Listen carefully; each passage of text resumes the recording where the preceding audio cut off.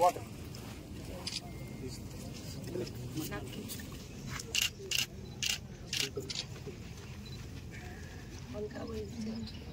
పడతాను సెట్ చేస్తాను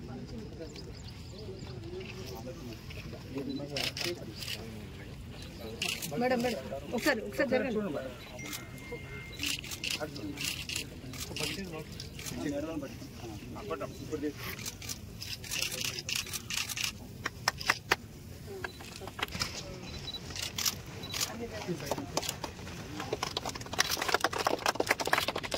కిరణం అందుకు పారంకు అదే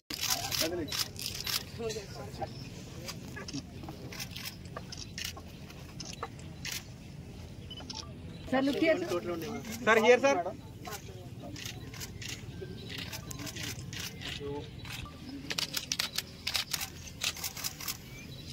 కండమా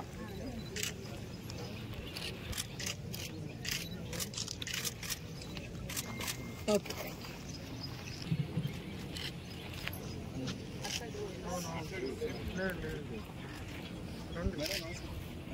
ఖచ్చితంగా చెట్ల పెంపకం అనేది చాలా అవసరం.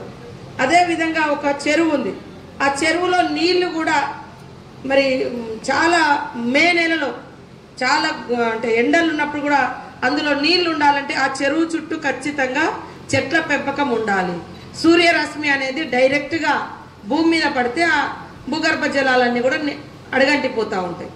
మనం వాగుల కాడ తోగులు అంటాం, తోగు అనేది ఏమో ఎప్పుడు పారుతూ ఉంటుంది, దాన్ని తోగు అంటాం.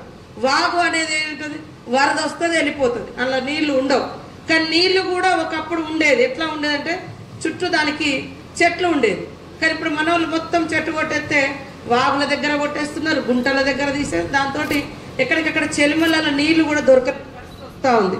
కాబట్టి ఖచ్చితంగా చెట్ల పెంపకం కూడా ఒక ప్రణాళికబద్ధంగా, అడవుల పెంపకం కూడా డిఎఫ్ఓ గారు కూడా ఇక్కడ ఉన్నారు, ఒక ప్రణాళికబద్ధంగా దాని ఒక సైంటిఫికల్గా కూడా మీరు స్టడీ చేసుకుంటూ ఆ మొక్కల పెంపకం అనేది అవసరమని సందర్భంగా తెలియజేస్తూ ఇక్కడ మీద కూడా అనేక రకాల ఔషధ మొక్కలు కూడా మన ప్రాంతాలలో ఉంటాయి.